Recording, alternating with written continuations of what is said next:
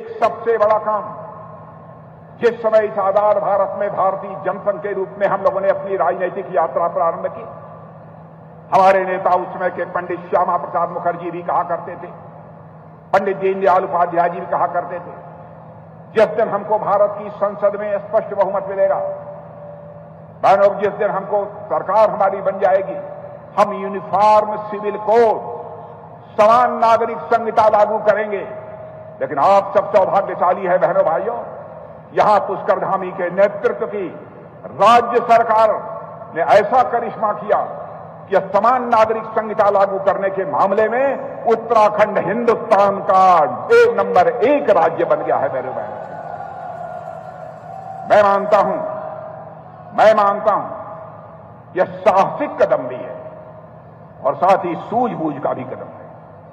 और मैं कहना चाहता हूं, भारतीय जनता पार्टी का प्रश्न है, बहनों भाइयों, राजनीति तो सारी राजनीतिक पार्टियां करती हैं, लेकिन हम राजनीति केवल सरकार बनाने के लिए नहीं करते हैं। हम राजनीति करते हैं तो देश बनाने के लिए राजनीति करते हैं, समाज बनाने के लिए राजनीति करते हैं। दूसरे राजनीतिक पार्टियों में और हमारी राजनीतिक पार्टी में सबसे बड़ा अंतर यही। मोदी सरकार का कोई भी मंत्री हो, बड़े से बड़ा या फिर छोटे से छोटा नेता हो, सब दूसरे मामलों पर तो खूब बोलते हैं, लेकिन जब बात यूजीसी की आती है तो उस पर कोई नहीं बोलता। यहाँ तक कि वो नेता भी जो खुद सवर्ण है, लेकिन सवर्णों के अंदर जो आक्रोश है, उनकी शायद उन्हें कोई परवाह नहीं है, या फिर किसी के डर के मारे वो कुछ नहीं बोल रहे, या फिर मजबूरी है जिसकी वजह से वो नहीं बोल रहे, ये हम नहीं कह सकते। लेकिन लोग अब इसका खुलकर विरोध करने लगे हैं। देश के रक्षा मंत्री राजनाथ सिंह के साथ यही हुआ।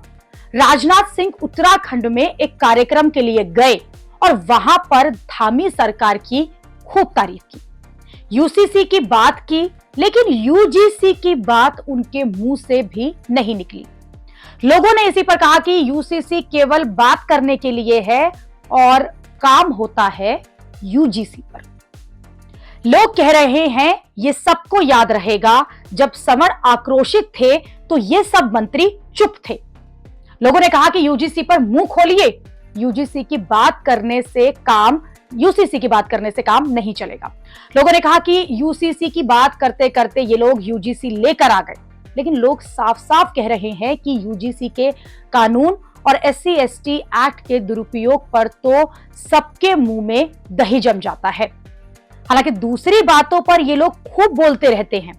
लोगों का यह भी कहना है कि 2014 में हिंदुत्व के नाम पर वोट मिला था और ये कहा गया था कि जातिवाद की राजनीति को खत्म करेंगे, लेकिन यहां तो यूजीसी जैसे कानून लाकर जाति विभाजन को बढ़ाने वाला काम किया जा रहा है। जाति की तुष्टीकरण की राजनीति में ज्यादातर फैसले लिए जा रहे हैं, जिससे कि सामान्य वर्ग का नाम तक नहीं लिया जाता।